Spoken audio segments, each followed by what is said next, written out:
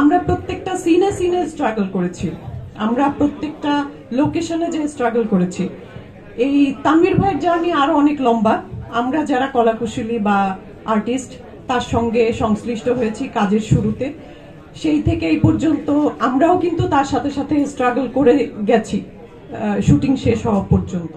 আমি আসলে সবসময় বলি আমার যে কোনো বক্তৃতায় বা ইন্টারভিউ নিতে গেলে যে সব থেকে মিডিয়াতে কাছের যারা তারা হচ্ছে সাংবাদিকরা। আমি ব্যক্তিগত মতামত এটা আমার।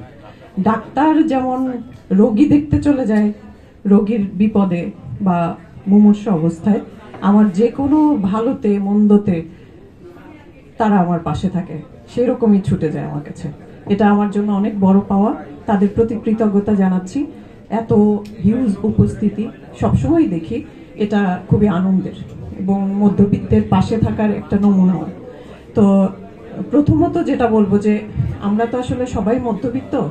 আমরা যদি এই যে আমরা ছোট করে যে আয়োজনটা করেছি, এখানেও মধ্যবিত্তের ছাপ আছে। তা না হলে আমরা শেরাটনে করতাম, তা না হলে আমরা ওয়েস্টিনে করতাম। আমার এই যে ভাই তানভীর ভাই, সত্যি কথা বলতে এত শক্তিশালী মধ্যবিত্ত যে ডিরেক্টর হতে পারে, প্রডিউসার হতে পারে, এটা কিন্তু আমাদের জন্য গর্বের। তিনি এত প্রতিকূলতার মধ্য দিয়ে চলচ্চিত্রটি নির্মাণ করেছেন। আমি জানি না কতজন ডিরেক্টর এত শক্তি রাখবে মনের মধ্যে। আমার মনে হয় যে মধ্যবিত্তরা যে জার্নির মধ্য দিয়ে বেড়ে ওঠে, তাদেরকে আসলে এই জার্নিটাই শক্তিশালী করে তোলে। তো আমরা প্রত্যেকটা সিনে সিনে স্ট্রাগল করেছি, আমরা প্রত্যেকটা লোকেশনে যে স্ট্রাগল করেছি। এই তানভীর ভাইয়ের জার্নি আরো অনেক লম্বা।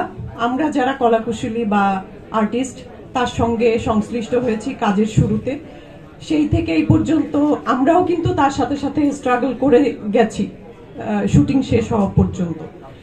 যেটা আমি এখন এটা নিয়ে কখনো আফসোস করি না, এটা নিয়ে গর্ব করি যে আমরা মধ্যবিত্তের এত বড় অংশ হয়ে আছি। আর সব থেকে বড় কথা কি, সেই করোনা থেকে শুরু করে এই পর্যন্ত দেশের অবস্থাই তো নড়বড়ে, পারিপার্শ্বিক পরিস্থিতি তো নড়বড়ে, মৌলিক চাহিদা জায়গাগুলাই নড়বড়ে, তারপরে তো আসে বিনোদন। তো সেইখানে আছে হচ্ছে আমাদের চলচ্চিত্র, যে কারণে চলচ্চিত্র অঙ্গনে কিন্তু চরম ভাটা। তার মাঝখানেও যে সাহস নিয়ে তানভীর ভাইদের মতো মানুষেরা এই চলচ্চিত্র নিয়ে এগিয়ে আসে সবার সামনে, এটা তাদেরকে বাহবা দেওয়া ছাড়া আসলে আর কোনো সুযোগ নেই।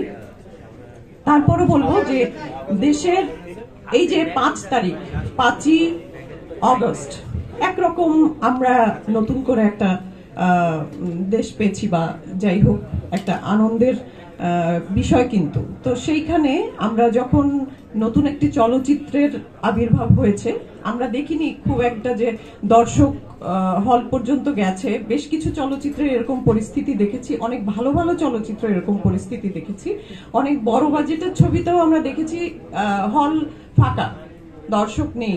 কিন্তু আমার কথা হচ্ছে যে মানে পৃথিবীতে মা যেমন শিশু জন্ম দেওয়া বন্ধ রাখেন না, চলতেই থাকে চলমান প্রক্রিয়া। ক্রিয়েটিভ মানুষরা তাদের ক্রিয়েটিভিটিকে এভাবেই সামনে আনে, সেটা যে পরিস্থিতিই হোক না কেন। তো আমাদের উদ্দেশ্য হবে একটাই, সাংবাদিক যারা আছেন তাদের কাছে অনুরোধ, আপনারা সবসময় এটাই করেন, মানুষের কাছ পর্যন্ত নিয়ে যাওয়ার দায়িত্ব তো আপনাদেরই।